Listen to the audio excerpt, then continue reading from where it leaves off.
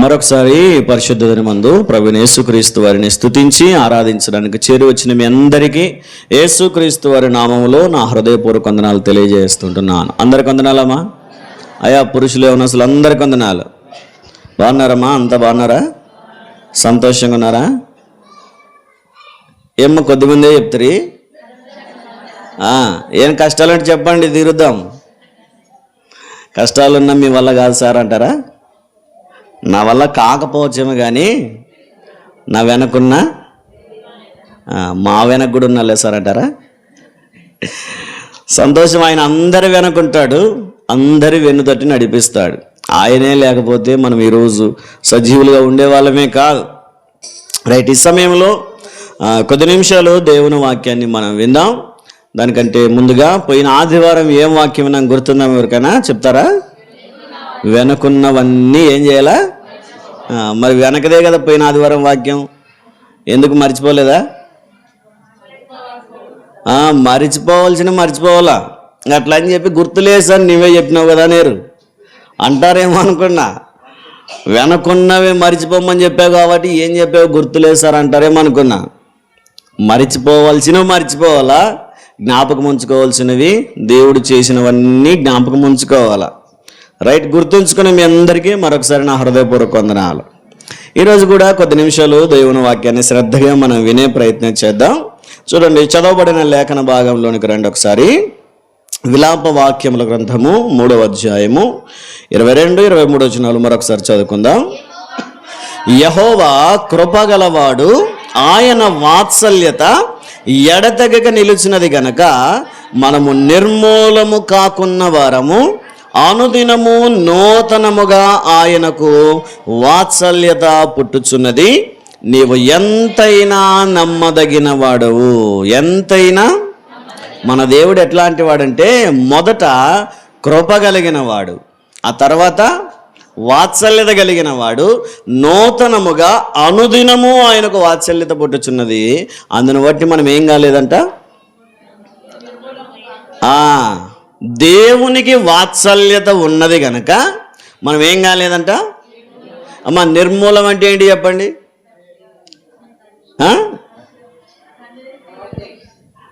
నిర్మూలించడం అంటే తీసివేయడమేనా? సమాప్తమా?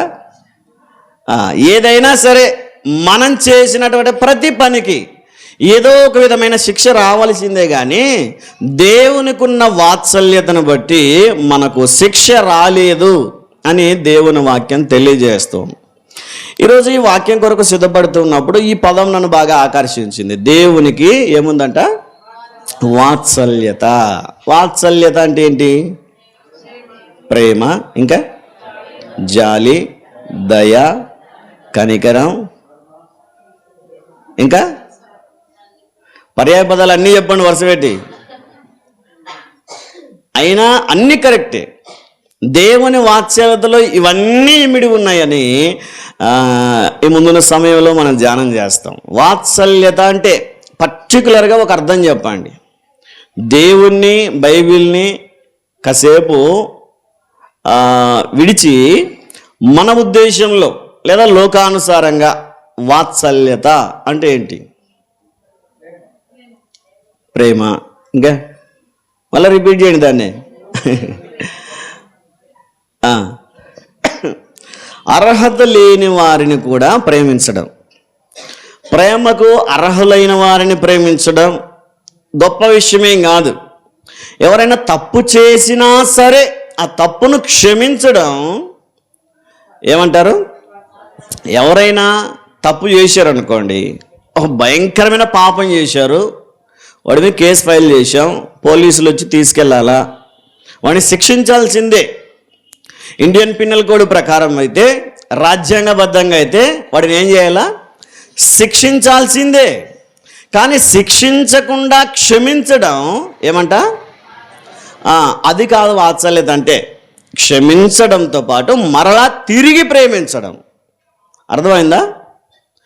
శిక్షకు అర్హులైన వారిని ప్రేమించడం అంటే వారి శిక్షను, వారి పాపాన్ని, వారి తప్పును క్షమించడంతో పాటు, క్షమించడం అంటే క్షమించే లెక్కలోకి వచ్చేస్తుంది, కానీ క్షమించిన తర్వాత వదిలిపెట్టేస్తాం. ఇక వాళ్ళతో మనకెందుకులే, వాళ్ళ బ్రతుకు వాళ్ళదే, మన బ్రతుకు మనదే అనుకుంటాం. కానీ వాత్సల్యత అన్నది ఎట్లాంటిదంటే, మన ఎడల తప్పు చేసిన వారిని క్షమించి మరలా తిరిగి ప్రేమించడం. ఈరోజు ఈ వాత్సల్యత అన్న పదాన్ని బట్టి ఆలోచన చేస్తే, దేవునికి మన పట్ల మనం చేసినటువంటి తప్పును బట్టి, పాపాన్ని బట్టి ఏదో ఒక విధమైన శిక్ష మన మీద కూడా రావాల్సిందే కదమ్మా. అంత పరిశుద్ధంగానే జీవించామా? ఆలోచన చేయండి. 2025లో మనం ఎన్ని దేవునికి వ్యతిరేకమైన పాపాలు చేశాము, దేవునికి వ్యతిరేకంగా ఎన్నిసార్లు మనం మాట్లాడాము, ఎన్ని ఆలోచనలు దేవునికి వ్యతిరేకంగా చేశాము. అయినప్పటికీ వాటన్నింటిలో నుంచి దేవుడు మనల్ని ఏం చేశాడు? క్షమించేశాడు. ఏం చేశాడు? మొదట వాటన్నింటినీ క్షమించి ఆ తర్వాత మరలా తిరిగి మనల్ని ప్రేమించాడు. అది దేవుని వాత్సల్యత లేదా దేవుని కృప అన్న కూడా అదే అర్థమే వచ్చేస్తుంది. అంటే అర్హత లేని వారికి అర్హతను కల్పించడం. ఒక మాట చెప్తాను వినండి. ఎవరైనా డబ్బులు దొంగతనం చేశారనుకోండి, మరలా వాళ్ళకే తిరిగి డబ్బులు నీ దగ్గర పెట్టుకొని ఇవ్వడం లాంటిది. అర్థమైందన్నమాట. అంటే ఆ డబ్బుల విషయంలో ఎవరైతే పొరపాటు చేశారో వాళ్ళనే క్షమించి మరలా వారికే బాధ్యతను అప్పగించడం, మరలా నమ్మడం, మరలా ప్రేమించడం. దేవుని వాత్సల్యత అంటే అది. ఎన్నో మార్లు దేవునికి వ్యతిరేకంగా జీవించాల్సినటువంటి మనము, దేవునికి వ్యతిరేకంగా ప్రవర్తించినటువంటి మనము, దేవుని శాపాన్ని, కోపాన్ని మన మీదకి రావలసి ఉండగా దేవుడు వాటన్నింటిని దూరపరిచి మనలను క్షమించి మరలా ఏం చేశాడంట? మరలా ప్రేమించాడని దేవుని వాక్యం తెలియజేస్తుంది. అయితే దేవుని వాత్సల్యత ఎంత శ్రేష్టమైందో కొన్ని విషయాలు మనం ఆలోచన చేద్దాం. ఏ విషయాల్లో దేవుడు మరలా మనం ప్రేమించాడో ఆలోచన చేస్తూ, దేవుడు వాత్సల్యం కలిగిన వాడని కీర్తనల గ్రంథంలో కూడా మనం ఆ మాటను చదువుతాం. చూడండి ఒకసారి 116వ కీర్తనలోనికి రండి. 5వ వచనాన్ని ఒకసారి చదువుదాం. యెహోవా దయాళుడు, నీతిమంతుడు, మన దేవుడు వాత్సల్యత కలిగిన వాడు. హల్లెలూయా, హల్లెలూయా. ఎట్లాంటి వాడంట మన దేవుడు? వాత్సల్యత కలిగిన వాడు. అంటే క్షమించి మరలా ప్రేమించేవాడని. అంటే మనం మహా అయితే క్షమించగలం, మరలా తిరిగి ప్రేమించలేం కదమ్మా. ఈ మందిరంలో కూర్చున్న వారు ఎవరైనా సరే మన ఎడల తప్పు చేసిన వ్యక్తులను క్షమించడం ఒక ఎత్తు అయితే, క్షమించి మరలా ప్రేమించడం వారి పట్ల మనం చూపించే వాత్సల్యత. మన కన్న కొడుకే ఉన్నాడు, ఏదో తప్పు చేశాడు, వెంటనే మనకు కోపం వచ్చేస్తుంది. ఏం చేస్తాం? ఆ కోపంలో 2 దెబ్బలేస్తాం, దబా దబా అని. 2 దెబ్బలేసిన తర్వాత మరలా ఇంట్లోనికి వెళ్ళి తల్లులు ఏం చేస్తారు? వంటరంలోకి వెళ్ళి ఏం చేస్తారు? మాకంత మంచి మనసు లేసారంటారా? ఏడవని తల్లి అంటూ ఎవరు ఉండరు కుమారుని కొట్టిన తర్వాత కదమ్మా. అనవసరంగా కొట్టాను, కాసేపు ఓపిక పట్టింటే బాగుండేది. కొట్టినోడేమో కొద్దిసేపు ఏడు చూకెళ్తాడు, కొట్టినోడేమో ఒక 5 రూపాయలు 10 రూపాయలు ఇస్తే కొనుక్కోవడానికి అంగడికి వెళ్తాడు. కొట్టినటువంటి తల్లి ఏం చేస్తుంది? లోపలికి వెళ్ళి అంత బాధ ఉన్నప్పుడు ఎందుకు కొట్టాము? ఆ కోపంలో కొట్టడం, ఆ కోపాన్ని మరలా ప్రేమగా మార్చడమే వాత్సల్యత. అర్థమైందా? కొన్నిసార్లు దెబ్బ పడకముందే ఏదో చేతులు ఏది ఉంటే దాంతో కొట్టడానికి వెళ్తాం. ఈ దెబ్బ దీంతో తగిలితే నా బిడ్డ ఏమైపోతుందో అని చెయ్యెత్తి కొన్నిసార్లు ఆగుతాం. ఆగారా ఎప్పుడైనా? చెయ్యెత్తాక ఆగేది ఉండదు సార్ అంటారా? కొన్నిసార్లు చెయ్యెత్తి ఆగిన సందర్భాలు ఉంటాయి. దాన్నే అంటే కొట్టాలనే కోపము, నీకు వచ్చినటువంటి ఉద్రేక్తము కలిపి వాటి మధ్యలో కూడా నీ కుమారుణ్ణి లేదా కుమార్తెను ప్రేమించగలిగే ఆ మంచి మనసును చూసారా? దాని పేరే అంటే ఇప్పుడు మన దేవుడు ఎట్లాంటి వాడంటే వాత్సల్యత కలిగిన వాడు. అంటే ఇప్పుడు ఏమని అర్థం? దేవుడు మనల్ని కొట్టడానికి వచ్చినా తన ప్రేమను బట్టి మనల్ని జ్ఞాపకం చేసుకొని వదిలిపెట్టేవాడు. దీన్ని బేస్ చేసుకొని చాలామంది ఏం చేసినా ఏం కాదమ్మా, దేవుడు ప్రేమించేవాడు, ఏమంట దేవుడు ప్రేమామయుడు, ఇంకా దేవుడు క్షమించేవాడు. దీన్ని ఆధారం చేసుకొని చాలామంది ఇంకా దేవునికి వ్యతిరేకంగా జీవిస్తున్నారు. అయినప్పటికీ దేవుడు వాత్సల్యత కలిగిన వాడు గనక దేవుడు తన వాత్సల్యతను బట్టి, వాత్సల్యం అంటే గుర్తొస్తుంది, నా కూతురు పేరు కూడా వాత్సల్య నిస్సి, పూర్తి పేరు విన్నారా ఎప్పుడైనా? నిస్సి అంటేనే వింటుంటారు. ఇంకా అంత పెద్ద పేరు ఎప్పుడు పిలుస్తాను చెప్పండి? సర్టిఫికేట్లో కూడా రాయించలేదు. నేను పెట్టుకున్న పేరు వాత్సల్య నిస్సి. సర్టిఫికేట్లో పెట్టుకున్నాం అనుకోండి, ఒకసారి బాగా రాస్తారు, ఎక్కడో చోట స్పెల్లింగ్ మిస్టేక్ అవుతుంది. ఇంకా స్టడీస్లోనూ ఇంకా రాబోతున్న దినాల్లో చాలా ఇదైపోతుంది. అది ఒక్క చిన్న స్పెల్లింగ్ మిస్టేక్ వల్ల మళ్ళీ మొదటి నుంచి చేసుకొని రావాలన్నీ. ఇంకా అంత ఎందుకు లేమని కానీ సింపుల్గా నిస్సి అని రాయించాం స్టడీస్లో. కానీ తన పూర్తి పేరు ఏం పేరు? వాత్సల్య నిస్సి. నాకెంతో ఇష్టమైన పేరు. అందుకే దేవుని వాత్సల్యత నా మీదకి వచ్చిందని జ్ఞాపకార్థకంగా పేరు పెట్టుకున్నాం. నిస్సి అంటే అర్థం ఏంటి చెప్పండి? దేవుడే మా ధ్వజం. ధ్వజం అంటే బలం. దేన్ని బట్టి ధైర్యం కలుగుతుందో అంటే, నాకు దేన్ని బట్టి బలము ధైర్యం కలుగుతుంది అంటే దేవుణ్ణి బట్టి అని. దేవుడే నా ధ్వజం అంటే దేవుడే నా బలం, నా ధైర్యం, నాకున్న ఆశ్రయం ఆయనే అని. మనం కూడా పిల్లలు పెట్టుకుంటాం చింటుగా అని. చింటుగా అంటే ఏంటో తెలియదు, అర్థమే ఉండదు. చింటుగా అంటే ఏంటి? చిన్నోడనా? రే చింటుగా అంటాం. ఇంట్లో నుంచి కుక్క వస్తుంది, వాడొస్తాడు. ఇద్దరి పేర్లు చింటే. కుక్కకి అదే పేరు పెట్టింటాను చింటు. ఎవరైనా ఉన్నారా మన వాళ్ళు చింటని? అమ్మా ఏమనుకోద్దండి తల్లి, ఎగ్జాంపుల్ చెప్తున్నాను. ఏమన్నా కొడుకుని ఇట్లాంటి సార్ అనుకునేరు ఎవరైనా? ఎవరున్నారో కూడా తెలియదు, జస్ట్ ఎగ్జాంపుల్ చెప్తున్నాను. కొన్నిసార్లు మనం పెట్టుకునే పేర్లు బైబిల్ గ్రంథంలో మ్యాక్సిమం అన్ని పేర్లు అర్థంతో కూడుకున్నవి. దేవుడు నన్ను బలపరిచాడనో ఒక పేరు పెట్టుకుంటారు, దేవుడు నన్ను జ్ఞాపకం చేసుకున్నాడని ఒక పేరు పెట్టుకుంటారు, దేవుడు నా శ్రమను తొలగించాడని ఒక పేరు పెట్టుకుంటాడు, దేవుడు నన్ను విడిచిపెట్టాడని కూడా ఒక పేరు పెట్టుకుంటారు. దేవుడు విడిచిపెట్టాడు అని చెప్పడానికి కూడా ఒక పేరు పెట్టబడింది బైబిల్లో, గుర్తుందా?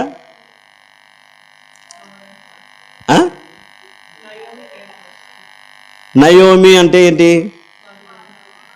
అది కాదు కానీ నేను అడిగింది ఏంటి? దేవుడు మమ్మల్ని విడిచిపెట్టాడు.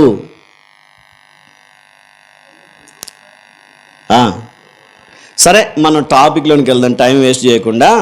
చూడండి, చదవబడిన లేఖన ప్రకారం దేవుడు ఎట్లాంటి వాడంట? వాత్సల్యము కలిగిన వాడు. మన దేవుడు శిక్షకు అర్హులమైన మనలందరినీ ప్రేమించినవాడు. మన పాపములు తప్పులన్నింటినీ క్షమించి మరలా మనల్ని ప్రేమించినవాడు, మరలా మనల్ని చేర్చుకున్నవాడని దేవుని వాక్యం చాలా స్పష్టంగా తెలియజేస్తుంది. అయితే దేవుని వాత్సల్యతకు కొన్ని పేర్లు ఉన్నాయి బైబిల్లో. ఏమున్నాయి? కొన్ని పేర్లు ఉన్నాయి. దేవుని వాత్సల్యకు ముందు ఉపయోగించబడిన కొన్ని పేర్లు ఉన్నాయి, లేదా దేవుని వాత్సల్యతను కొన్ని రకాలుగా పిలిచారు. ఇంచుమించు 7-8 పేర్లు ఉన్నాయి బైబిల్లో దేవుని వాత్సల్యతకు. అయితే అన్ని పేర్లు మనం ధ్యానం చేసే టైం సరిపోదు కనుక ఒక 2-3 నామములను గురించి, దేవుని వాత్సల్యతను గురించి ధ్యానం చేసే ప్రయత్నం చేద్దాం. మొదటిగా రండి, లూకా సువార్త 1వ అధ్యాయము 76 నుంచి 79 వరకు కలిసి ఉంటాయి. ఒకసారి చదివే ప్రయత్నం చేయండి. లూకా సువార్త 1వ అధ్యాయము 76వ వచనం. మరియు ఓ శిశువా, నీవు సర్వోన్నతుని ప్రవక్తవనబడుదువు, మన దేవుని మహావాత్సల్యమును బట్టి వారి పాపములను క్షమించుట వలన తన ప్రజలకు రక్షణ జ్ఞానము ఆయన అనుగ్రహించునట్లు ఆయన మార్గములను సిద్ధపరచుటకై నీవు ప్రభువునకు ముందుగా నడుతువు. చాలు. ఇక్కడ బాప్తిస్మం ఇచ్చి యోహాను గారి తండ్రి అయిన జకర్యా గారు మాట్లాడుతూ అంటారు. జకర్యా గారు తన కుమారుడైన బాప్తిస్మం ఇచ్చి యోహాను పుట్టినప్పుడు అతన్ని అరిచేతుల్లోకి తీసుకొని, అతన్ని కౌగిట్లోకి తీసుకొని మాట్లాడుతూ అంటాడు, ఇదిగో ఓ శిశువా, నీవు సర్వోన్నతుడైన దేవుని ప్రవక్తవనబడుదువు, అలాగే మన దేవుని మహావాత్సల్యమును బట్టి. చాలు. ఇక్కడ దేవుని వాత్సల్యమును ఏమని సంబోధిస్తున్నారు? మహావాత్సల్యం. వాత్సల్యం అంటేనే మహాప్రేమ కలిగింది. తప్పులను క్షమించి, అపరాధములను క్షమించి మరలా మరలా ప్రేమించడం, మరలా మరలా క్షమించి సర్దుకుపోవడం, అట్లాంటి ప్రేమే మహా గొప్పదనుకుంటే ఆ గొప్ప వాత్సల్యానికి కూడా ఏం పేరుందంట దేవునికి? మహావాత్సల్యమును బట్టి ఏం చేశాడు? పాపములను క్షమించుట వలన. చాలు. ఇక్కడ దేవుని మహావాత్సల్యతను బట్టి ఏం జరిగింది మనకు అంటే, ఏం జరిగిందంట? అమ్మ అందరూ వింటున్నారా? తల్లి ఇవి ముసుగు లేచారంటే డౌట్ వస్తుంది నాకు. అట్లానే ముసుగు లేకపోతే తప్పు. ముసుగు లేని వాళ్ళు వేసుకోండి, చిన్నపిల్లలైనా పెద్దలైనా ముసుగులు సరిగా వేసుకోండి. దేవుని మందిరంలో కూర్చున్నామంటే ముసుగు ఉండాల్సిందే. ముసుగు లేని స్త్రీ ఏం చేసుకోవాలంట? గుండు చేసుకోవాలంట. మరి ముసుగైనా వేసుకోండి, మీ ఇష్టం. కానీ దేవుని వాక్య ప్రకారం అయితే మందిరంలో కూర్చున్నావంటే ఏం చేయాలా? ప్రార్థన చేసినప్పుడైనా, వాక్యం చదివినప్పుడైనా, పాటలు పాడినప్పుడైనా, దేవుని స్మరణలోనికి వచ్చిన ప్రతిసారి, అట్లానే ఇంట్లో వంట చేసేటప్పుడు, పడుకున్నప్పుడు అన్ని చోట్ల వేసుకోలేంగా. దేవుడు స్మరణకు వచ్చిన ప్రతిసారి అంటున్నా. అందుకే స్త్రీ ముసుగు లేనిదిగా ఉంటే భర్తను అగౌరవపరిచినట్టు, ఆ భర్త స్థానంలో ఉండే దేవుణ్ణి కూడా అగౌరవపరిచినట్టు. స్త్రీగా మనం అందరం సంఘం అనుకుంటే సంఘం స్త్రీతో పోల్చబడింది కనుక మీలో ఎవరైనా ముసుగు లేకపోతే భర్తను ప్లస్ దేవుణ్ణి అవమానపరిచినట్టు. కాబట్టి ముసుగులు వేసుకోండి, కానీ ఆ ముసుగు చాటున కునికేద్దండి. ఏం అర్థమైందా? నిద్ర వచ్చేవాళ్ళ స్తోత్రం చెప్పండి ఒకసారి. హల్లెలూయా. మీకేం నిద్ర రాదు కానీ హల్లెలూయా అనబడింది అంతే. సరే, దేవునికి ఉన్న వాత్సల్యానికి మొదటి పేరు ఏంటంట? మహావాత్సల్యం. ఆయన మహావాత్సల్యం మనకేం చేసిందంట? మన పాపములన్నింటినీ క్షమించి వేసింది. 103వ కీర్తనలో కూడా దావీదు భక్తుడు అంటూ ఒక మాట అంటారు చూడండి. 10వ వచనాన్ని చదవండి ఒకసారి. మన పాపములను బట్టి మనకు ప్రతీకారము చేయలేదు, మన దోషములను బట్టి మనకు ప్రతిఫలమియ్యలేదు. హల్లెలూయా. మనం ఎన్నోసార్లు దేవునికి వ్యతిరేకంగా జీవించినా, దేవునికి వ్యతిరేకంగా పాపం చేసినా, వ్యతిరేకమైన మాటలు మాట్లాడినా, వ్యతిరేకమైన ఆలోచనలు, తలంపులు, ఉద్దేశములు కలిగిన, ఇరుగు పొరుగు వారిని ప్రేమించక దేవుని బిడ్డలముగానే జీవిస్తూనే దేవుని ప్రేమను చూపించకపోయినా దేవుడు మనల్ని శిక్షించాల్సింది పోయి ఏం చేస్తున్నాడంట? క్షమిస్తున్నాడు మనల్ని. అందుకే పాత సంవత్సరములో, గతించిన సంవత్సరంలో ఎంతో దేవునికి వ్యతిరేకంగా జీవించాం. అయినప్పటికీ దేవుని మహావాత్సల్యం ఏం చేసిందంట? మనకు ప్రతీకారము చేయలేదు. హల్లెలూయా. ఎంత గొప్ప మనసు అండి దేవుంది. మీరైతే విడిచిపెడతారా ఎవరైనా ఏమన్నంటే? ఏమ్మా విడిచిపెట్టరా? ప్రసక్తే లేదు సార్ అంటారా? ఎవరైనా ఏదనంటే మేము విడిచిపెట్టకపోతే దేవుని బిడ్డలుగా మనం ఎందుకు? ఏం సార్ అట్లా అంటే ఇట్లా అంటావు, ఇట్లా అంటే అట్లా అంటావు అంటారా? ఏదైనా సరే మనుషులముగా మానవ స్వభావం, శరీర స్వభావం మనలో ఉంది కనుక ఎవరైనా మన ఎడల తప్పు చేస్తే మనం ఓర్చుకోలేం. వెంటనే ఏదో ఒక మాట అనేయాల. ఈ మందిరంలోనే కూర్చున్నాం కదా, కాళ్ళు తగిలితేనే కళ్ళు కనరావా అంటాం. ఏమంటామంట? కళ్ళు ఎత్తుకెక్కాయా అంటాం. మందిరంలోనే కూర్చుంటాం, మరలా చిన్న కాలు తగిలితే కూడా ఓర్చుకోలేను. కానీ దేవుడు చూడండి ఎంత ప్రేమించే మనసు, ఎంత వాత్సల్యం కలిగిన వాడంటే మన పాపములను బట్టి మనకు ప్రతీకారము చేయలేదు. దేవుని మహావాత్సల్యం మనల్ని క్షమించింది అని చెప్పడానికి ఒక రుజువు. దేవుని మహావాత్సల్యం ఈరోజు మన సజీవులుగా ఉండడానికి కారణమయ్యింది. గతించిన సంవత్సరాలలో వ్యతిరేకమైన పాపాలు ఎన్నో చేసినప్పటికీ, అబద్ధాలు ఆడినా, దొంగతనం చేసినా, చెడు చేసినా, హేళన చేసినా, అవమానకరంగా జీవించినా, ఇతరులు ఓర్చుకోకపోయినా మన వాటన్నిటిని బట్టి శిక్షించబడాల్సిందే. ఆ ప్రతీకారం మనకు రావాల్సిందే.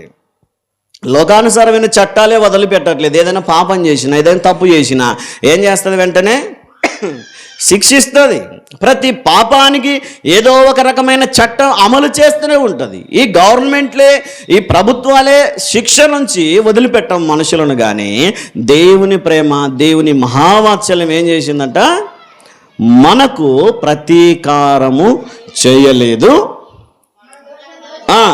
మన దోషములను బట్టి మనకు ప్రతిఫలమియ్యలేదు. ఎంత గొప్ప ప్రేమ దేవుంది ఒకసారి ఆలోచన చేయండి. ఈరోజు మనం బ్రతికుండడానికి కారణం మన బలం అంటారా? ఏమో మన జ్ఞానం అంటారా?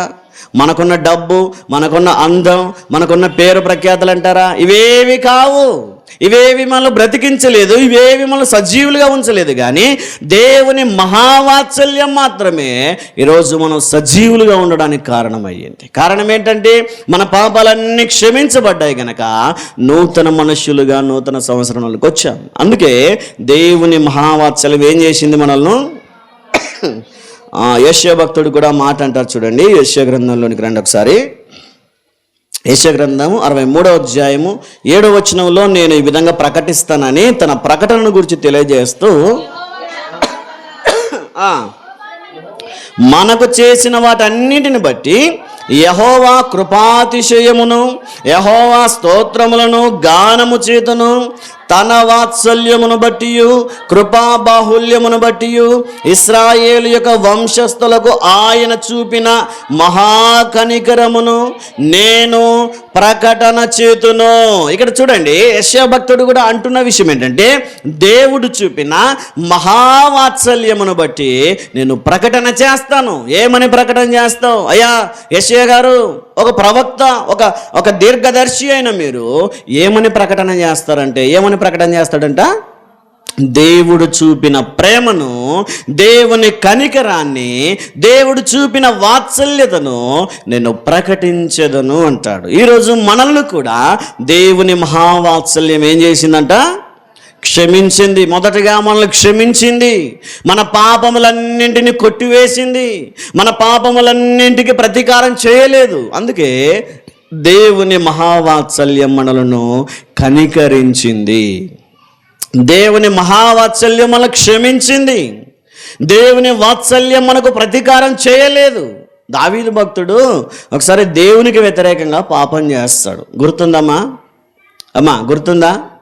దావీదు భక్తుడు దేవునికి వ్యతిరేకమైన పాపం చేస్తాడు. ఒకసారి యోవాబును పిలిచి, ఒరే యోవాబు, మన బలగం ఎంతో ఒకసారి లెక్క పెట్టరా అంటాడు. ఏం చేయాలంట? వీళ్ళు లెక్క పెట్టుకున్నారు ఎప్పుడైనా? నేను గొడవ దిగితే నాతో ఎంతమంది వస్తారని? ఏమా లెక్క పెట్టుకొని చూడండి. పేర్లేమో దండిగా వస్తాయి మైండ్లోకి. గొడవ అన్నప్పుడు ఫోన్లు చేయండి, ఎంతమంది వస్తారు? అట్లని గొడవ పడి ఫోన్లు చేసారు సార్ చెప్పాడని. దావీదు భక్తునికి ఎందుకు ఆ ఆలోచన వచ్చింది? బహుశా ఆలోచన కూడా దేవుడే ఇచ్చాడని, అది కూడా దేవుని కోపాన్ని తీర్చుకోవడానికి అని చాలా స్పష్టంగా ఉంది. కానీ ఇక్కడ దేవుని వాత్సల్యాన్ని బట్టి మాట్లాడితే ఒకసారి యోవాబుని పిలిచి దావీదు అంటాడు, యోవాబు, మన సైన్యం ఎంతో, మన బలం ఎంతో, మన వాళ్ళు ఎంతమంది ఉన్నారు, యుద్ధం చేసేవాళ్ళు ఎంతమందో, కత్తి దూసేవారు ఎంతమందో, విల్లు విడిచేవారు ఎంతమందో, ఈటెలతో యుద్ధం చేసేవాళ్ళు ఒకసారి కౌంట్ చేయరా మొత్తం అన్నాడు. అంటే యోవాబు అన్నాడు, అయ్యా రాజా, ఎందుకు ఇప్పుడు మనకు అవన్నీ? ఎంతమంది అయితే ఏమైంది? మనం ఎప్పుడైనా మన బలగాన్ని చూసుకొని యుద్ధానికి వెళ్ళామా? మన ప్రజలు ఇంతమంది ఉన్నారనే ధైర్యంతో వెళ్ళామా? ఏం చూసుకొని వెళ్ళేవారు? దేవుని మీద ఆధారపడి వెళ్ళే వాళ్ళం కదా. దేవుడే నా బలం, దేవుడే నా కోట, నా కొండ, నా ధ్వజం అని ఎన్నోసార్లు చెప్పావు కదయ్యా రాజా, నీవే ఇప్పుడు ప్రజలు లెక్క పెట్టమంటున్నావేంటి అని చెప్పి యోవాబు వారించినా, వద్దని చెప్పినా వినకుండా దావీదు ఏం చేయమన్నాడు? ప్రజలను లెక్క పెట్టమన్నాడు. దేవుని కోపం వచ్చింది. ఏంటి దావీదా, ఇన్ని రోజులు నేనుంటే చాలనుకున్నావు, ఎక్కడ యుద్ధానికి వెళ్ళినా పర్వాలేదు, 1000 మంది ఉన్నా, 100 మంది ఉన్నా, 10 మంది ఉన్నా పర్వాలేదు, నా దేవుడు నా పక్షాన ఉన్నాడన్నావు. మరి ఇప్పుడు నీ బలం ఎంతో చూసుకుంటున్నావంటే నా మీద నమ్మకం పోయిందా? ఏంటి దావీదు, ఎంత పని చేసావేంటి? ఎలాలో ఎవరిని నమ్ముకొని యుద్ధానికి వెళ్ళావు? ఇదిగో నేను ఏమన్నాడు? జీవము కలిగిన దేవుడి పక్షాన యుద్ధానికి వస్తున్నాను అన్నావు. అప్పుడు నా ప్రజలు ఎంతమంది ఉన్నారని చెప్పలేదే, నా ఇంటి మంది ఇంతమంది ఉన్నారని చెప్పలేదు, నా అన్నదమ్ములు ఇంతమంది ఉన్నారు అప్పుడు చెప్పలేదే. అప్పుడు నా మీద ఆధారపడ్డావు, నా బలమే చూసుకున్నావు, నన్ను బట్టి ధైర్యం తెచ్చుకున్నావు. ఇప్పుడేంటి నీ ప్రజలు, నీ బలము, నా బలగం అంటున్నావు అని చెప్పి దేవుని కోపం వచ్చి ఆ ప్రజల మీదకి ఒక తెగులను పంపించాడు. ఒక దేవదూత వచ్చి మనుషులను చంపడం ప్రారంభించింది. దేవదూత ఎలా చంపుతో తెలుసు కదమ్మా, చదివాం ఒకసారి దినవృత్తాంతంలో. ఒక్క దేవదూత ఒక రాత్రిలో ఎంతమంది చంపింది? 185,000 మందిని ఒక్క రాత్రిలో చంపగలదు. అంత బలమైన దేవుని దూత బయలుదేరితే ఆ శిక్ష, ఆ తెగులు వ్యాప్తి కాకముందే ఒక ప్రవక్త వచ్చాడు ఆయన దగ్గరికి, గాదు అనుకుంటా. చూడండి ఒకసారి 2వ సమూయేలు గ్రంథంలోనికి రండి, 24వ అధ్యాయము. సమూయేలు 2వ గ్రంథము 24వ అధ్యాయము 12 నుంచి కొన్ని వచనాలు చదవండి. నీవు పోయి దావీదుతో ఇట్లనము, యెహోవా సెలవిచ్చినదేమనగా 3 విషయములను నీ ఎదుట పెట్టుచున్నాను, వాటిలో ఒకదానిని నీవు కోరుకొనిన ఎడల నేను అది నీ మీదికి రప్పించదును. చాలు. ఇక్కడ దేవుని వాక్కు ఎవరికి ప్రత్యక్షమైంది? 11వ వచనంలో ఉంటుంది, గాదునకు ప్రత్యక్షమాయన అని. ఎవరికి? గాదు. అక్కడున్న ప్రవక్త పేరు గాదు. ఆ రోజు ఆయనకు ప్రత్యక్షమై దావీదుతో ఈ మాట చెప్పు, ఇదిగో దావీదా, నీ మీద నాకు కోపం వచ్చింది, ఇదిగో నిన్ను శిక్షించాలి, నువ్వు చేసిన తప్పును బట్టి, నాకు వ్యతిరేకంగా నువ్వు జనసంఖ్యను లెక్క పెట్టడాన్ని బట్టి నా బలాన్ని శంకించి, నా బలాన్ని ఆశ్రయించక నీ బలాన్ని నువ్వు ఆశ్రయించావు కనుక నీ మీదకి నాకు కోపం వచ్చింది. అయితే నిన్ను ఈరోజు నేను ఏం చేస్తానంటాడు? అందరూ చెప్పండి, ఏం చేస్తాడంటే దేవుడు? 12వ వచనం చదవండి, మరొకసారి 12వ వచనం చదవండి.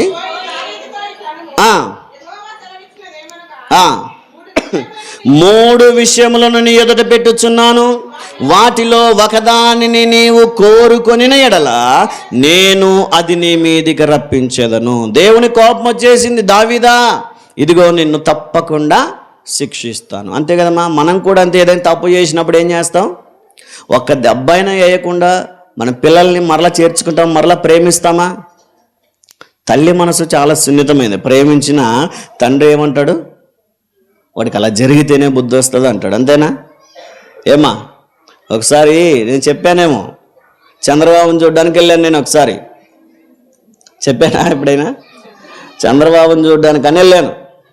ఆ ప్రజల్లో నేను ఆ తొక్కిసలాట్లో నేను ఉండలేక సెల్ టవర్ ఎక్కాను పైకి.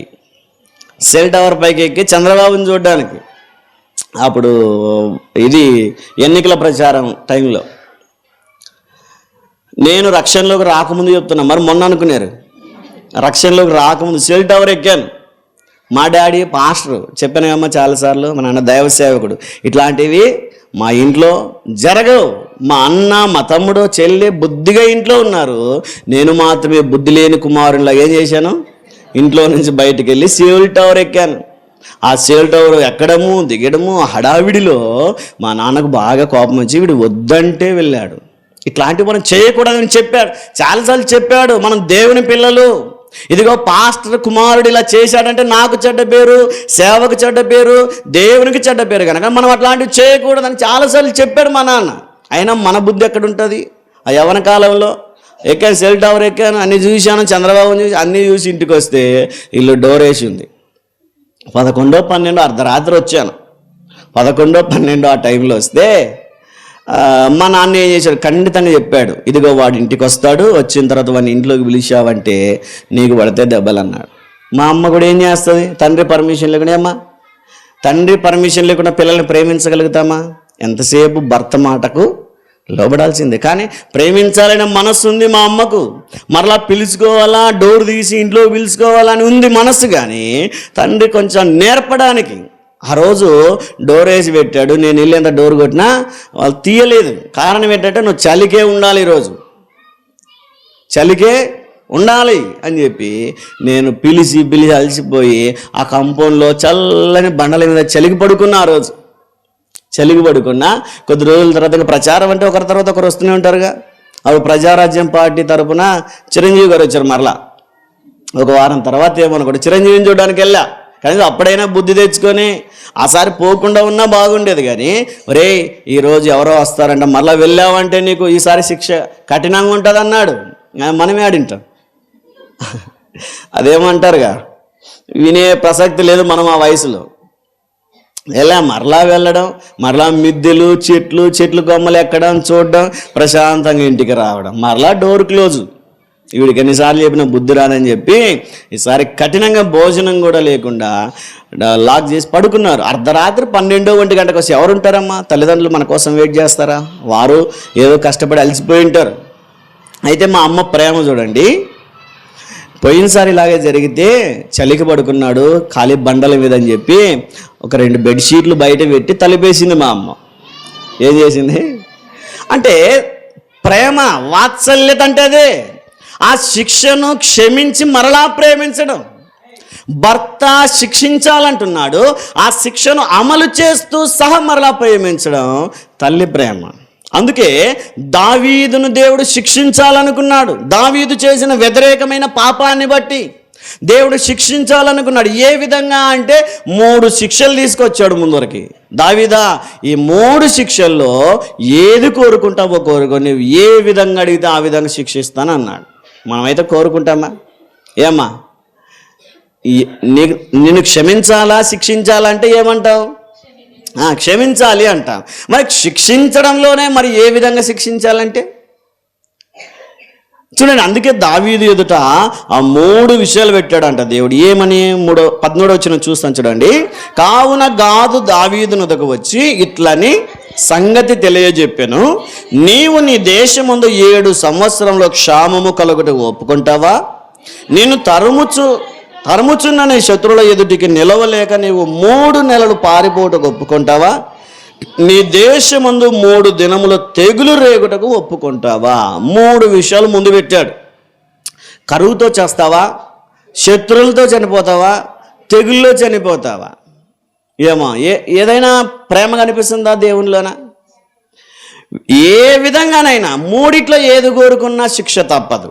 కానీ దేవుడు వాత్సల్యం కలిగిన వాడని విన్నాం కదా. అయినా శిక్షించడానికి వచ్చాడు దేవుడు. అందుకే దావీదు భక్తుని యొక్క విశ్వాసం ఏంటో మనకి ఇక్కడ కనిపిస్తుంది చూడండి. 14వ వచనం చదవండి ఒకసారి. అందుకు దావీదు, నాకు ఏమి తోచకున్నది, గొప్ప చిక్కులలో ఉన్నాను, యెహోవా బహువాత్సల్యత గలవాడు గనుక మనుష్యుని చేతిలో పడకుండా యెహోవా చేతిలోనే పడుదునుగాక. హల్లెలూయా, హల్లెలూయా, హల్లెలూయా. శిక్షించడానికి దిగి వచ్చినటువంటి దేవుని యొక్క ప్రేమ ఏంటో దావీదుకు తెలుసు. అందుకే అంటాడు, అయ్యో మనుష్యుల చేతుల్లో నేను పడను. ఒకటి కరువు చేతుల్లో పడిన నాశనం అయిపోతాను, శత్రువు చేతుల్లో పడిన నాశనం అయిపోతాను. 3వదిగా ఏముంది? తెగులు చేతుల్లో పడిన నాశనం అవుతాను. కానీ మనుష్యుడా, కరువా, దేవుడా అంటే ఎవరిని కోరుకున్నాడు ఆయన? దేవుని చేతిలోనే పడతాడు. దేవుని చే అంత ఈజీగా ఉంటుందా? ఒక దేవదూతే 1,80,000 మందిని చెబితే మరి దేవుడు ఎట్లా చేస్తాడు? ఒకసారి ఆలోచన చేయండి, యుద్ధం. కానీ అది దేవుని ఆ ప్రేమ ఏంటో ఆయనకు తెలుసు గనక నేను దేవుని చేతిలోనే పడుదును అంటాడు. కారణం ఏంటంటే ముందేమంటాడు ఆయన? యెహోవా బహువాత్సల్యత కలిగిన వాడు. అంటే నన్ను శిక్షించడానికి నేను శిక్షార్హుణ్ణే. నేను పాపం చేశాను, దేవునికి వ్యతిరేకంగా జీవించాను, అయినా నేను శిక్ష పొందవలసిన వాడనే.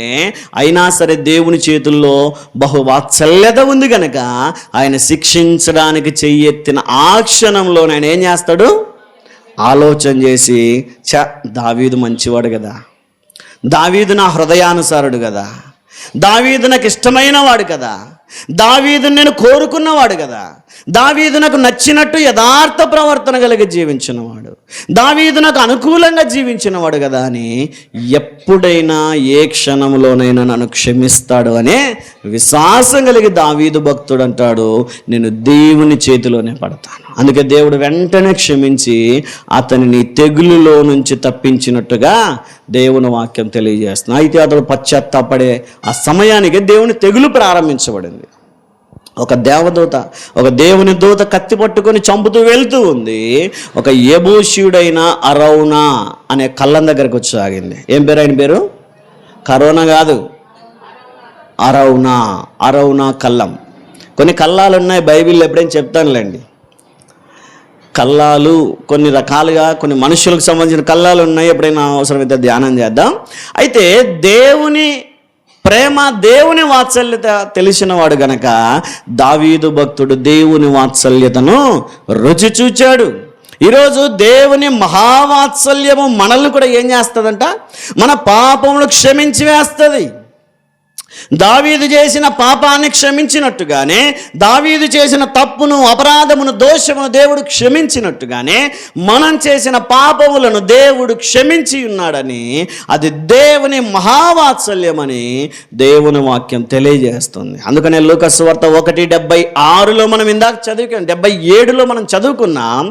దేవుని మహావాత్సల్యతను బట్టి మన పాపములు క్షమించాడు అని చెప్పి దేవుని వాక్యం చాలా స్పష్టంగా తెలియజేస్తాం. అంతేకాదు బైబిల్ గ్రంథంలో పాపములు క్షమించబడిన వారు కోకొల్లలుగా ఉన్నారని దేవుని వాక్యం తెలియజేస్తుంది. లూకా సువార్త 5వ అధ్యాయంలో మనం చదవగలిగితే, 5వ అధ్యాయం 20వ వచనంలో మనం చదివితే, పక్షవాయువు రోగముతో బాధపడుచున్న ఒక వ్యక్తి వైపు చూస్తూ దేవుడు అంటాడు, ఏమని? ఇదిగో నీ పాపములు క్షమించబడి ఉన్నవి అంటాడు.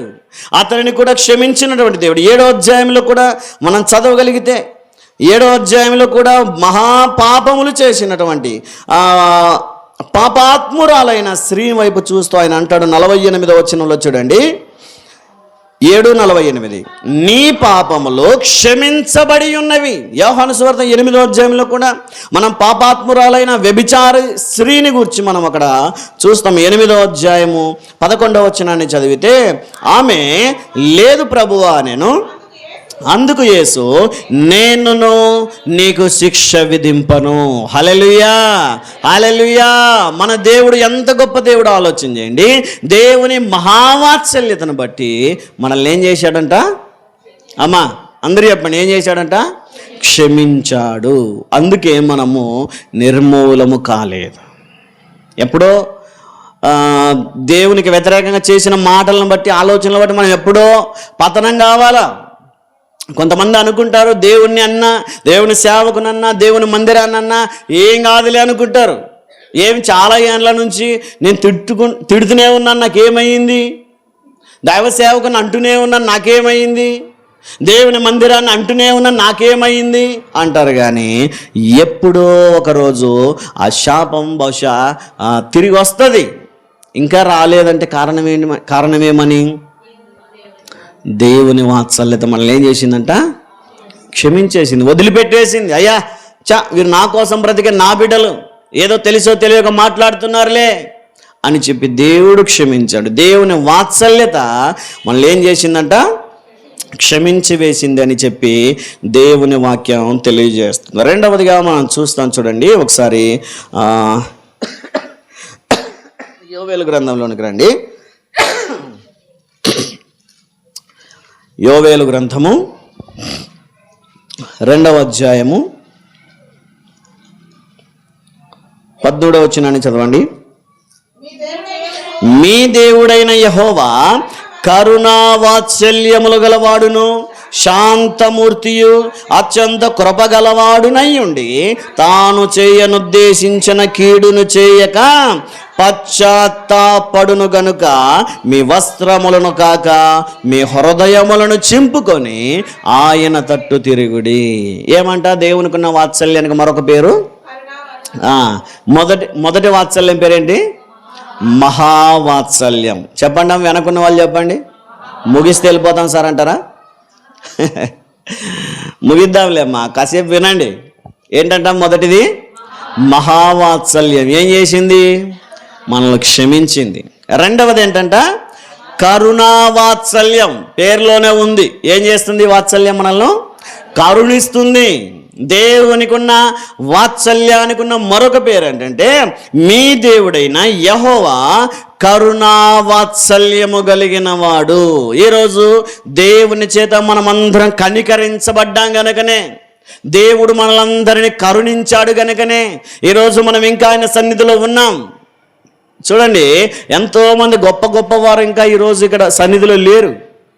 ఇక్కడనే కాదు, ఎక్కడైనా దేవుని మందిరంలో ఉండాలని ఆశపడిన వారు చాలామంది ఆయన సన్నిధిని ఉండకుండా కోల్పోతున్నారు.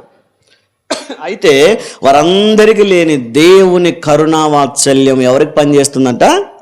మనకు పని చేసిందని దేవుని వాక్యం తెలియజేస్తుంది. దేవుడు కరుణించడానికి మనం ఏమైనా పరిశుద్ధులా? ఏమ్మా, మనం ఏమన్నా జ్ఞానం కలిగిన వారమా? కాదా? మనం ఏమన్నా బలవంతులమా? మనమేమో నీతిమంతులమని కాదు, దేవుడు మనల్ని కరుణించింది.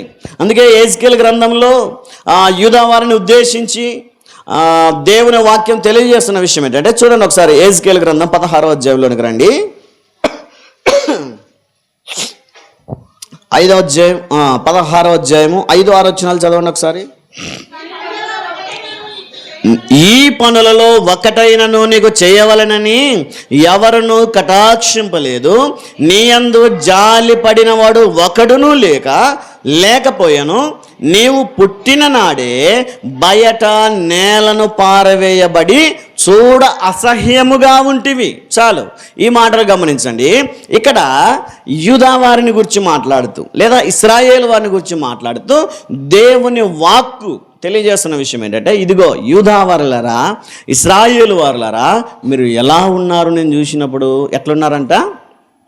అమ్మా అందరూ తలలు పైకెత్తాను. ఒక చిన్న ఉదాహరణ చెప్పి ముందుకు కొనసాగుతాను.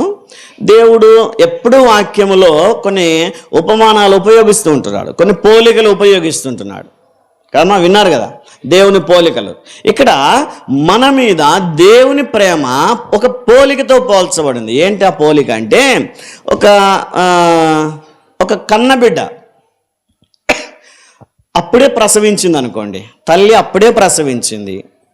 వెంటనే ఆ చిన్న శిశువు ఎట్లుంటుంది?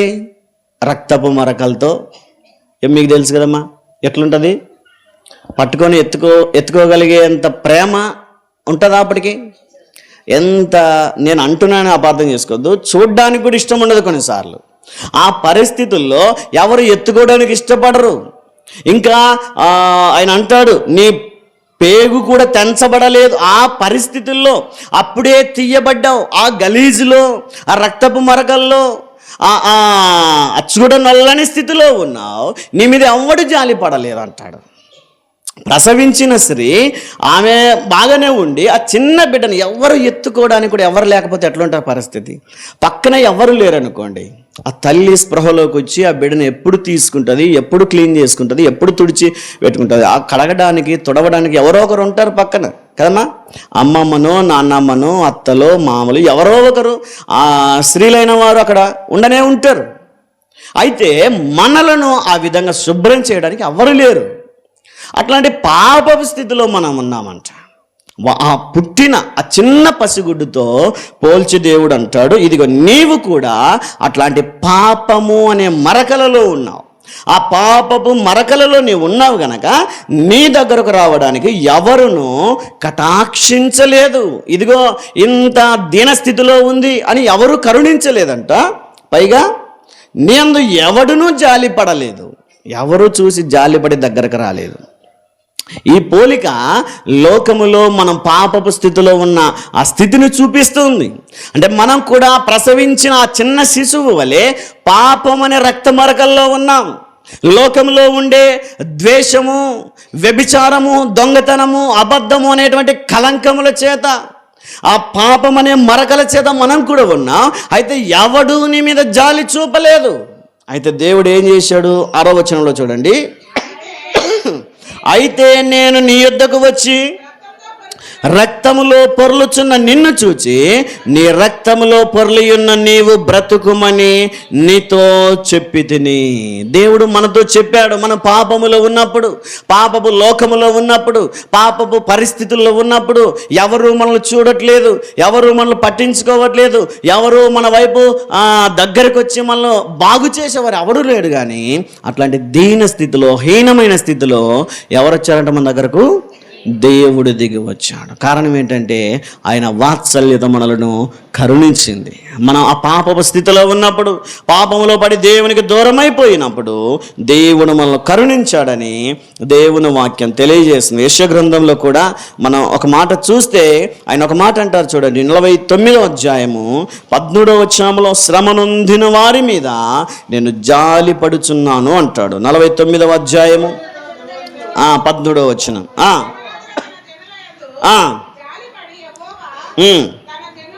తన జనులను ఓదార్చియున్నాడు.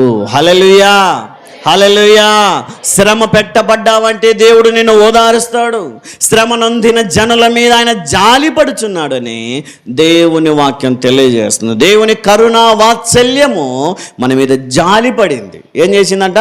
మన మీద జాలి పడింది. పాపపు స్థితిలో ఉన్న మనలను, పాపములో పతనం కాబోతున్న మనలను, పాతాళానికి దగ్గరైపోయిన మన మీద దేవుని కరుణావాత్సల్యం ఏం చేసింది?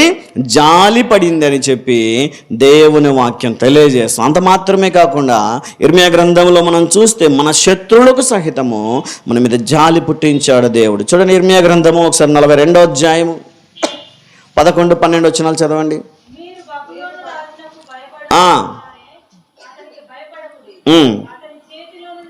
అతని చేతిలో నుండి మిమ్మల్ని తప్పించి మిమ్మల్ని రక్షించుటకు నేను మీకు తోడయ్యున్నాను. అతనికి భయపడకుడి, మరియు అతడు మీ ఎడల జాలిపడి మీ స్వదేశమునకు మిమ్మల్ని పంపునట్లు మీ ఎడల నేను అతనికి జాలిని. అమ్మా, అర్థమైంది మాట? మనం ఎవరికైతే భయపడుతున్నామో, మనం ఎవరిని చూసైతే కలవరపడుతున్నామో వారికి మన మీద ఏం పుట్టిస్తాడంట? దేవుడు జాలి పుట్టిస్తాడు. ఎవరో మనకు గాయపరిచేవారే మన మీద జాలిపడే ఆ కృపను దేవుడు ఇస్తాడంట. ఎప్పుడైతే మనం ఎవరిని చూసైతే భయపడుతూ పలానా వ్యక్తులను అవమానిస్తున్నారు అనుకుంటామో అట్లాంటి వ్యక్తులే మన మీద జాలి పడేలా చేస్తాడని దేవుని వాక్యం తెలియజేస్తుంది. మనం చూడగలిగితే క్రొత్త నిబంధనలో కూడా యెరికో నుండి, యెరూషలేము పట్టణం నుండి యెరికోకు దిగి వెళ్ళుచున్నటువంటి వ్యక్తిని మనం చూడగలిగితే లూకా సువార్త 10వ అధ్యాయంలో ఒక ప్రయాణికుడు అక్కడ దిగి వెళ్ళుచు మనం చూస్తాం. చూడండి 30వ వచనం చదువుదాం. 10:30. అందుకు యేసు ఇట్లా నేను, ఒక మనుష్యుడు యెరూషలేము నుండి యెరికో పట్టణమునకు దిగి వెళ్ళుచు దొంగల చేతులు చిక్కెను. వారు అతని బట్టలు దోచుకొని అతన్ని కొట్టి కొర ప్రాణముతో విడిచిపోయిరి. ఇక్కడ ఈ వ్యక్తి, ఈ ప్రయాణికుడు మనకు సాదృశ్యంగా ఉన్నాడు. అతడు ఏం చేస్తున్నాడంట? ఎక్కడి నుంచి ఎక్కడికి వెళ్తున్నాడు? యెరూషలేము నుండి యెరికో అనే శపితమైన పట్టణానికి, శపించబడిన పట్టణానికి వెళ్తూ ఉన్నాడు. మనం కూడా పరిశుద్ధుడైన దేవుని విడిచి పాపం అనే లోకంలోనికి దిగిపోతూ ఉన్నాం. మనం కూడా దేవునికి దూరం అయిపోయి, దేవుని మందిరానికి దూరం అయిపోయి, దేవుని ప్రేమకు దూరం అయిపోయి కొన్నిసార్లు మనం కూడా సాతానుకు దగ్గర అయిపోతూ ఉంటాం, సాతాను దగ్గరికి దిగి వెళుతూ ఉంటాం. అయితే అట్లాంటి సమయంలో మనం కూడా అపవాది చేత కొట్టబడ్డాం. పాపము చేతిలో, పాపము ద్వారా మనం కూడా కొట్టబడి కొర ప్రాణముతో ఉన్నాం. ఆ మనుషుడు కూడా కొట్టబడ్డాడు, దొంగల చేతికి చిక్కాడు. దొంగలు అతన్ని కొట్టి అతని దగ్గర ఉన్నవన్నీ లాక్కొని కాలి ఆ బట్టలు కూడా దోచేసుకున్నారంట. అతను న్యూడ్గా అలాగా వదిలిపెట్టేసి, దెబ్బలతో గాయాలతో వదిలిపెట్టేసి వెళ్ళిపోతే ఆ మార్గములో ఒక మనుష్యుడు వచ్చాడంట. ఒక యాజకుడు ఆ మార్గములో వచ్చాడు, చూసి చూడనట్టుగా వెళ్ళిపోయాడు. ఆ మార్గంలో తర్వాత మరలా ఒక లేవీయుడు వచ్చాడు, చూసి చూడనట్టుగా వెళ్ళిపోయాడు. కానీ ఆ తర్వాత ఒక సమరయుడు వచ్చాడంట. వచ్చి చూడండి ఒకసారి 33వ వచనం చదవండి. అయితే ఒక సమరయుడు ప్రయాణమైపోవచ్చు అతడు పడి ఉన్న చోటికి వచ్చి అతనిని చూచి అతని మీద జాలిపడి దగ్గరకు పోయి నూనెయు ద్రాక్షారసమును పోసి అతని గాయములను కట్టి తన వాహనము మీద ఎక్కించి ఒక పూట కోళ్ళవాని ఇంటికి తీసుకుని పోయి అతనిని పరామర్శించెను. ఇక్కడ చూస్తాం చూడండి, ఆ గాయపడిన స్థితిలో పడిపోయిన వ్యక్తిని ఎవరు పరామర్శించారంటే ఒక సమరయుడు, ఒక మంచి సమరయుడు.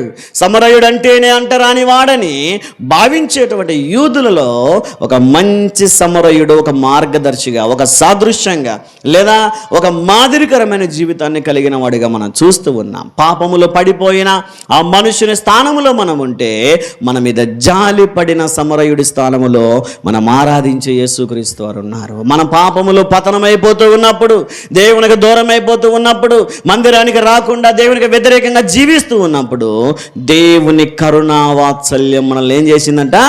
జాలి పడేలా చేసింది. దేవుడు మన మీద జాలి పడ్డాడు, దేవుడు మనల్ని కనికరించాడు, దేవుడు మరలా మనల్ని ప్రేమించాడు.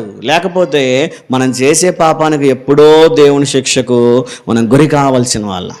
మనం మాట్లాడే మాటలకు, మనం చూసే చూపులకు, చేసే పనులకు, చేసే పాపాన్ని బట్టి ఎన్నడూ దేవుని ఉగ్రతకు మనం గురి కావాలి. కానీ మన మీద జాలి పడేలా ఏం చేసిందంట? దేవుని కరుణా వాత్సల్యం చేసిందని దేవుని వాక్యంలో మనం చూస్తాం. అయితే దేవుని జాలి, దేవుని కనికరము మన మీద ఆయన వాత్సల్యత చూపేలా చేసింది. అందుకే ఆయనకున్న వాత్సల్యానికి రెండో పేరు ఏంటంట?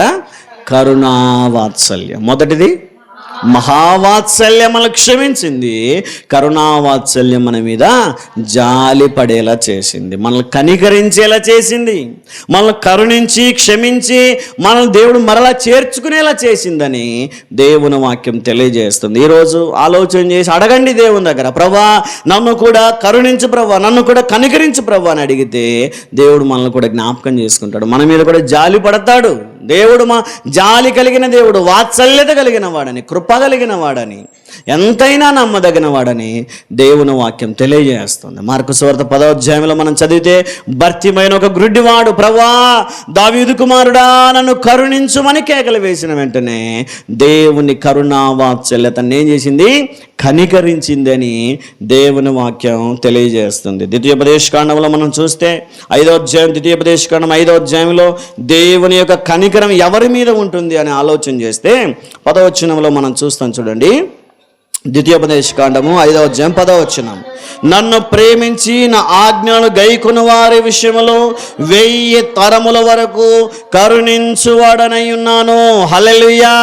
నువ్వు ఒకసారి దేవుని ప్రేమిస్తే, ఒకసారి దేవుని ఆజ్ఞలకు లోబడితే, ఒకసారి దేవుని కట్టడలకు లోబడితే దేవుడు నిన్ను ఎన్ని తరాలు క్షమిస్తాడంట? ఎన్ని తరాలు ప్రేమిస్తాడు? 1000 తరాలు. ఎంత మంచి ఆఫర్ చూడండి. మనం దేవునికి నమ్మకంగా జీవిస్తే మన పిల్లలు, చెప్పండి, వారి పిల్లలు, వారి పిల్లలు, ఇట్లా ఎన్నిసార్లు చెప్పాలి? మనం 1000 సార్లు చెప్పాలా? 1000 తరాల వరకు దేవుని కనికరం ఉంటుంది. 13వ అధ్యాయంలో కూడా దేవుని కనికరం ఎవరి మీదకి వస్తుంది? 13వ అధ్యాయం 18వ వచనం చదవండి ఒకసారి. నీ దేవుడైన యెహోవా దృష్టికి యథార్థమైన దాన్ని చేయుచు నీ దేవుడైన యెహోవా మాట వినునప్పుడు యెహోవా తన కోపాగ్ని నుండి మల్లుకొని నీ యందు కనికరపడి నిన్ను కరుణించి నీ పితరులతో ప్రమాణము చేసిన రీతిని నిన్ను విస్తరింపజేయునట్లు నిర్మూలము చేయవలసిన దానిలో కొంచెమైనను దేవుడు నిన్ను కనికరించినట్లు ఎట్లా జీవించాలంట? యథార్థంగా జీవించాలి. యథార్థంగా జీవిస్తే దేవుని కనికరం మన మీదకి వస్తుంది. దేవునికి ప్రేమిస్తే, దేవుని ఆజ్ఞలను గైకొంటే దేవుని కనికరం 1000 తరముల వరకు మన మీదకి వస్తుంది. దేవుని కనికరము, దేవుని జాలి మనకు కావాలి అంటే, దేవుని కరుణావాత్సల్యం మన మీదకి రావాలంటే దేవుని ప్రేమించాలా, యథార్థంగా జీవించాలని, దేవుని ఆజ్ఞలను గైకొనాలని దేవుని వాక్యం చాలా స్పష్టంగా తెలియజేస్తుంది. కనుక దేవుని కరుణావాత్సల్యం మనల్ని ఏం చేసిందంట? మన మీద జాలిపడి కనికరించిందని దేవుని వాక్యం తెలియజేస్తుంది. మరి అంత గొప్ప కరుణామయుడే, కరుణావాత్సల్యత కలిగిన వాడైతే మనం ఎట్లా జీవించాలా? ఏమో ఎట్లా జీవించాలా? నేను పరిశుద్ధుడను గనక మీరెట్లుండాలంటాడు. మరి దేవుడు కరుణావాత్సల్యత కలిగిన వాడైతే మనం ఎట్లుండాలా? జకర్య గ్రంథంలో ఆ మాట అంటాడు చూడండి. జకర్య గ్రంథంలోనికి రండి ఒకసారి. 7వ అధ్యాయము 9వ వచనాన్ని ఒకసారి చదవండి. ఇలాగూ ఆజ్ఞ ఇచ్చి ఉన్నాడు, సత్యమును అనుసరించి తీర్పు తీర్చుడి, ఒకరి యందు ఒకరు కరుణావాత్సల్యములను కనపరుచుకొనుడి. ఏం చేయాలంట? కరుణిస్తున్నారా? ఎవరినైనా కనికరిస్తున్నారా? తప్పు చేసిన వారిని, ఏదైనా మాట అన్న వారిని కనికరించి క్షమించగలుగుతున్నారా? ఒకసారి ఆలోచన చేయండి. దేవుడు కరుణావాత్సల్యత కలిగిన వాడు గనక మనం కూడా ఏం చేయాలంట? మనం కూడా కరుణావాత్సల్యం కలిగి ఇతరులను కనికరిస్తూ, ఇతరుల మీద జాలి పడుతూ దేవుని కొరకు నమ్మకముగా జీవించాలని దేవుని వాక్యం తెలియజేస్తుంది. చివరిగా మనం చూసి ముగించే ప్రయత్నం చేద్దాం. చూడండి, నెహెమ్యా గ్రంథంలోనికి రండి ఒకసారి. నెహెమ్యా గ్రంథము 9వ అధ్యాయము 17వ వచనాన్ని ఒకసారి చదువుదాం. 9వ అధ్యాయము 9:17. ఆ, జ్ఞాపకము చేసుకొనక తమ మనస్సును కఠినపరుచుకొని తాముండి వచ్చిన దాస్యపు దేశమునకు తిరిగి వెళ్ళుటకు ఒక అధికారిని కోరుకొని నీ మీద తిరుగుబాటు చేసిరి. అయితే నీవు క్షమించుటకు సిద్ధమైన దేవుడవు, దయావాత్సల్యత గలవాడువును, దీర్ఘశాంతమును బహుకృపయు గలవాడవునయ్యుండి వారిని విసర్జింపలేదు. ఇక్కడ చూడండి, దేవుని వాత్సల్యానికి ఉన్న మరొక పేరు ఏంటంట? దయావాత్సల్యం. ఏంటంట? మొదటిది ఏంటి? మహావాత్సల్యం. రెండవది కరుణావాత్సల్యం. మూడవది దయావాత్సల్యం. ఇక పేరులోనే ఉంది. ఈ దయావాత్సల్యం వల్ల ఏం చేస్తుందంట? దయ చూపిస్తుంది. మన జీవితాలు బాగుపడడానికి దేవుని దయ చాలా అవసరం. దేవుని కోపం కంటే కూడా దేవుని దయ మన మీద ఎక్కువ ఉందని కీర్తనల గ్రంథంలో చాలా మార్లు చదువుతాను. చూడండి ఒకసారి కీర్తనల గ్రంథంలోనికి రండి. 30వ కీర్తన 5వ వచనాన్ని చదవండి.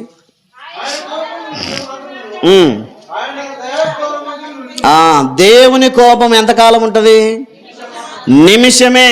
దేవుని దయ ఆయుష్కాలమంతయు, అంటే చనిపోయేదాకా. దేవునికి వ్యతిరేకంగా చేసినటువంటి ప్రతి పాపానికి దేవుని కోపం మన మీదకి వచ్చినా అది ఎంతసేపు ఉంటుంది? నిమిషమే. దేవుని కోపం నిమిషం మాత్రం ఉండును, దేవుని దయ ఆయుష్కాలం అంతయు నిలుచునని దేవుని వాక్యం తెలియజేస్తుంది. అందుకనే ఈ సంవత్సరాన్ని మనకు ఎలా అనుగ్రహించాడు? 65వ కీర్తనలో 11వ వచనంలో చాలాసార్లు చదువుకుంటాం కదా. 65వ కీర్తన 11వ వాక్యం చదవండి. సంవత్సరమును నీ దయా కిరీటముగా ధరింపజేసి ఉన్నావు. దేవుడు మనల్ని దయ తలిచాడు గనుకనే ఈ సంవత్సరాన్ని ఎలా ఇచ్చాడంట? దయా కిరీటముగా. దేవుడు మనల్ని దయ తలిచాడు గనుకనే. లేదంటే మనమే గొప్ప జ్ఞానవంతులమని కాదు. మనం బ్రతుకున్నామంటే మన డబ్బు, మన అందం, మన పేరు ప్రఖ్యాతలు కాదు. కేవలం దేవుని దయను బట్టి ఈరోజు మనం బ్రతుకున్నామని దేవుని వాక్యం తెలియజేస్తుంది. ఈరోజు మనం అందరం దేవుని దయ మీదే బ్రతుకుతున్నాం కదమ్మా. ఎవరైనా దేవుని దయ నాకు అవసరం లేదంటారా? అనేవాళ్ళు ఉంటే చేతులు ఎత్తండి. మీ చేతులెత్తి చూపించండి దేవుని దయ నాకు అవసరం లేదనే వాళ్ళు. లోకస్తులకి అనుకుంటారేమో దేవుని దయ నాకు అవసరం లేదు, సంపాదించింది చాలా ఉందని.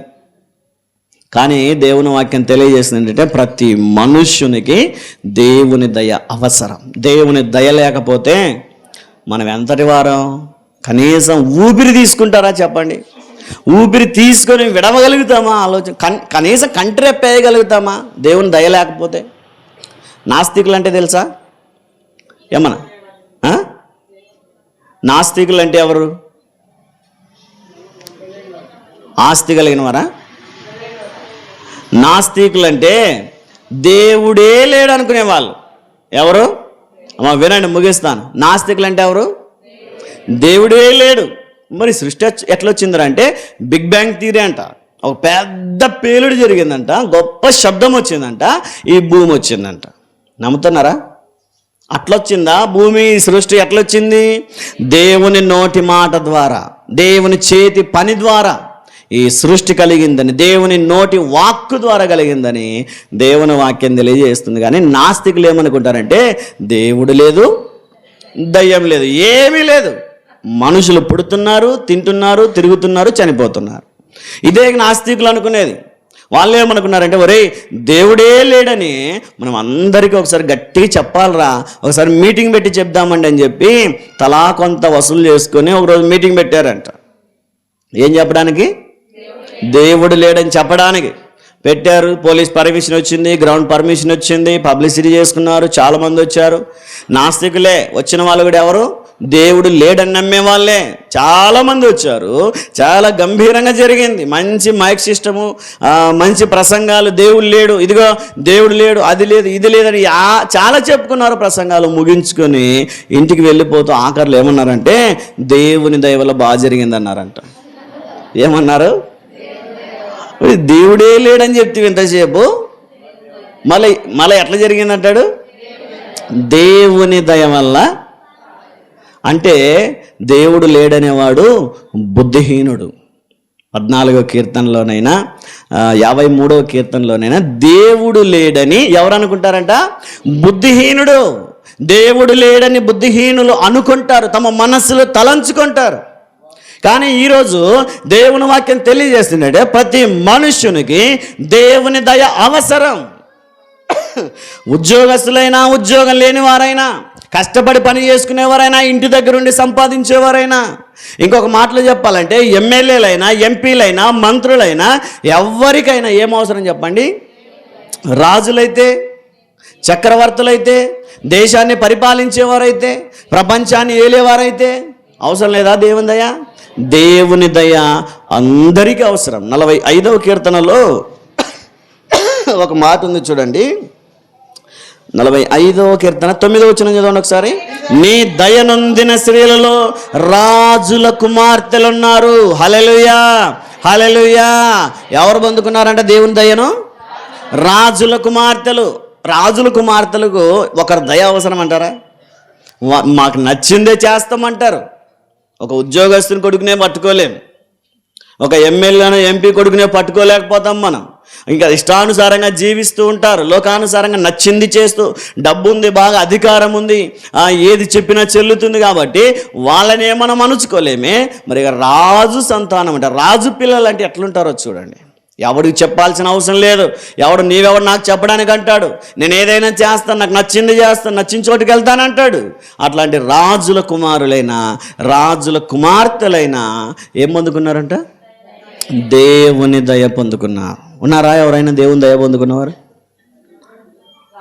రాణి అయిన ఎస్తేరు దేవుని దయ పొందుకుంది కనుకనే రాజు దయ తలిచాడని ఉంది. ఎస్తేరు గ్రంథంలో చదవండి మీరు ఇంటికి వెళ్ళాక. రాజు ఆమెను చూచి దయ చూపించాడంట. దేవుడు దయ పొందుకుంది కనుకనే, దేవుని దయ పొందుకుంది కనుకనే రాణిగా ఆమెకు అవకాశం వచ్చింది. ఈరోజు మన జీవితాలు బాగుపడాలి అంటే, మన జీవితాలు సాఫీగా సాగాలి అంటే మనకు కూడా ఏం అవసరం చెప్పండి? దేవుని దయ అవసరం. మరి దేవుని దయ చూపించడానికి దేవుడు మన కొరకు సిద్ధంగా ఉన్నాడు. ఎందుకంటే ఆయనకున్న వాత్సల్యం అట్లాంటిది. ఏం వాత్సల్యం అంట? దయావాత్సల్యం. ఈరోజు ఎవరైనా ఇంకా కష్టాల్లోనే ఉండి దేవుని దయ కొరకు ఎదురు చూస్తున్న వారు ఉంటే ఈరోజు అడిగే ప్రయత్నం చేయండి. దేవుడు దయ తలుస్తాడు, మన దేవుడు కనికరిస్తాడు, దేవుడు మనల్ని క్షమిస్తాడని చెప్పి దేవుని వాక్యం తెలియజేస్తుంది. 102వ కీర్తన మనం చదివితే చివరి వచనాన్ని చూడండి ఒకసారి, చదివి ముగించే ప్రయత్నం చేద్దాం. 102వ కీర్తన ఒకసారి 17వ వచనాన్ని చదవండి. నీవు లేచి సియోనును కరుణించెదవు, దాని మీద దయచూపుటకు కాలము వచ్చెను. హల్లెలూయా, హల్లెలూయా. దేవుడు మన మీద దయ చూపించే కాలం వచ్చిందంట. నమ్ముతున్నారా ఈ మాటని? ఈ సంవత్సరమైనా నేను ఫలిస్తానో లేదో, ఈ సంవత్సరమైనా నేను ఆశీర్వదించబడతానో లేదో, ఈ సంవత్సరమైనా నాకు ఉద్యోగం వస్తుందో రాదో, ఈ సంవత్సరమైనా నా భర్త మారు మనసు పొందుతాడో లేదో అని ఎదురు చూస్తున్న వారు ఎవరైనా సరే నిర్ణయ కాలం వచ్చింది. అది దేనికోసం అంటే దయ చూపించు కాలం వచ్చిందంట. ఎదురు చూస్తున్న వారందరి జీవితాల్లో దేవుడు తన దయను చూపించును గాక. ఎదురు చూస్తున్న వారి జీవితాల్లో దయ చూపించే కాలం గనక దేవుడు దయ చూపిస్తానని వాగ్దానం చేస్తూ ఉన్నాడు. దేవుని కరుణావాత్సల్యమైన, దేవుని మహావాత్సల్యమైన, దేవుని దయావాత్సల్యమైన మనల్ని ప్రేమించడానికి, మనల్ని శిక్షించడానికి కాదు.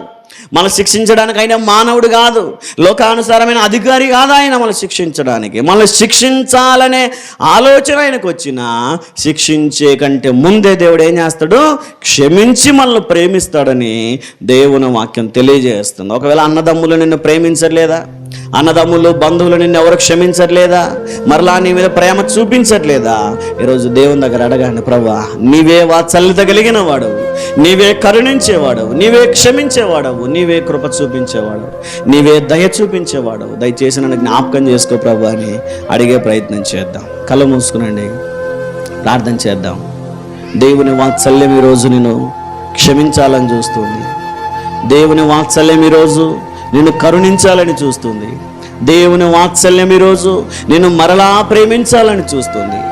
దేవుని వాత్సల్యం ఈరోజు నిన్ను దయ చూపించి నేను మరలా అక్కడికి చేర్చుకోవాలని చూస్తుంది. ఎవరు నీ మీద జాలి పడకపోయినా, అన్నదమ్ములైన వారు జాలి పడకపోయినా, అక్క చెల్లెళ్ళు ఎవరు జాలి చూపించకపోయినా, ఇంటి పక్కన వారు, ఇరుగు పొరుగు వారు, తల్లిదండ్రులు ఎవరు పట్టించుకోకపోయినా జాలి పడే దేవుడు ఒక ఆయన ఉన్నాడు. ఆయన మన మీద జాలి పడతాడు. ఆయన కరుణావాత్సల్యాన్ని మన మీద చూపిస్తాడు. ఆయన దయావాత్సల్యాన్ని మన మీద చూపిస్తాడు. ఆయన మహావాత్సల్యత మన మీద చూపించడానికి సిద్ధంగా ఉన్నాడు. అయితే మనం ఒక పని చేయాలి, పశ్చాత్తాపడాలి. ప్రభువా, నేను అర్హుని కాదు, నేను అర్హురాలుని కాదు ప్రభువా, నీ వాత్సల్యాన్ని చూపించడానికి నేనేమి యోగ్యుని కాదు, యోగ్యురాలని కాదు ప్రభువా, దయతో నన్ను జ్ఞాపకం చేసుకో. ఈ సంవత్సరమైనా నన్ను దయతలిచి నన్ను ఫలింపజేయి, నన్ను క్షమించి మరలా ప్రేమించు ప్రభువా అని పశ్చాత్తాపడే ప్రయత్నం చేద్దాం. కళ్ళు మూసుకుందాం. ఈ సమయంలో మనం అందరం పశ్చాత్తాపడుతూ ఉంటుండగా మోకరించగలిగారో మోకరించే ప్రయత్నం చేయండి. దేవుని వాత్సల్యం నాకు కావాలి అని అడిగే ప్రయత్నం చేయండి. కళ్ళు మూసుకొని ఉండగా ఈ సమయంలో విత్తబడిన వాక్య సందేశం కొరకై పాస్టమ్మ గారు ప్రార్థన చేస్తారు. కళ్ళు మూసుకొని ప్రార్థనలో ఏకీభవించుదాం. అందరూ తల నుంచి కళ్ళు మూసుకున్నట్టయితే ప్రార్థన చేసుకుందాం. ప్రేమ పరిశుద్ధుడా, నీ పరిశుద్ధమైన ఉన్నతమైన శ్రేష్టమైన నామానికి స్తుతులు స్తోత్రములు ప్రభువా. ఇదిగో తండ్రి, ఈ దినాన్ని చూడలేక ప్రభువా ఎందరో కాలగర్భంలో గతించినప్పటికీ ఎటువంటి యోగ్యత లేని మమ్మలను, దీనులమైనటువంటి మమ్మలను ప్రభువా, ఇదిగో తండ్రి నూతన సంవత్సరంలో ప్రభువా 2వ వారంలో ప్రభువా మమ్మల్ని చేర్చినటువంటి విధానాన్ని బట్టి నీకే స్తుతులు స్తోత్రములు తండ్రి. ఇదిగో తండ్రి, ఈ ఆదివార దినాన తండ్రి సంఘముగాను సమాజముగాను ప్రభువా ఇలాగను కూడి ప్రభువా నిన్ను స్తుతించి నిన్ను ఆరాధించే గొప్ప కృపను భాగ్యమును మాకు ఇచ్చినటువంటి విధానాన్ని బట్టి కూడా నీకే స్తుతులు స్తోత్రములు తండ్రి. ఇదిగోనైనా ఉదయం మొదలుకొని ప్రభువా ఈ మధ్యాహ్న కాల సమయం వరకు తండ్రి మీరెంతగానో ఘనముగాను గంభీరంగాను మీరు జరిగించినటువంటి విధానాన్ని బట్టి కూడా నీకే స్తుతులు స్తోత్రములు ప్రభువా. ఇదిగో తండ్రి, ఇంతవరకునైనా నీ దాసుని ప్రభువా నీ పక్షాన్ని నిలబెట్టుకొని మాకందరికను కావలసినటువంటి ఆత్మీయ ఆహారం అందించడానికి తన నోటికి మీరే బూరగా ఉండి తనను వాడుకున్నటువంటి విధానాన్ని బట్టి నీకే స్తుతులు స్తోత్రములు ప్రభువా. ఇదిగోనైనా మీరు చూపిస్తున్నటువంటి వాత్సల్యం గురించి ప్రభువా మేము విన్నట్టుగా తండ్రి మేము కూడానైనా ఇతరుల పట్లనైనా వాత్సల్యాన్ని చూపించే వారంగా ఉండడానికి మాకును అలాంటి శక్తిని సామర్థ్యములను ప్రభువా మీరు అనుగ్రహించమని కూడా ప్రార్థిస్తూ ఉంటున్నాను తండ్రి. మీరు మహావాత్సల్యం చూపించేవాడని, దయావాత్సల్యం చూపించేవాడని, కరుణా వాత్సల్యము కలిగిన వాడమని మేము విన్నాము కనుక ప్రభువా వీటన్నిటిని ప్రభువా మేము కూడానైనా మా వినికిడిలో ఉంచుకొని ప్రభువా అనేకులకు తండ్రి మాదిరికరమైనటువంటి జీవితాన్నినైనా మేము జీవించడానికి ఇక్కడ చేరువచ్చినటువంటి ప్రతి ఒక్కరికి నేనైనా అలాంటి కృపను మీరు దయచేయమని కూడా ప్రార్థిస్తూ ఉంటున్నాను. యేసయ్య సహాయం మీద ఇచ్చేయండి. ఇదిగో ప్రభువా మైక్ శబ్దం ద్వారానైనా ఎందరైతే వాక్యాన్ని విన్నారో యేసయ్య వారందరి హృదయాలలోకి చేర్చుకొని వాక్యానుసారంగా జీవించే కృపను దయచేయమని ముందున్న కార్యక్రమం అంతటి ద్వారా నీ నామానికి మాత్రమే మహిమ తెచ్చుకున్నామని ఈ కొద్ది ప్రార్థన నజుడైన యేసుక్రీస్తు శ్రేష్టమైన నామాన్ని బట్టి మిక్కిలి వినయముతో అడిగి వేడుకొని పొందుకొని నాము తండ్రి.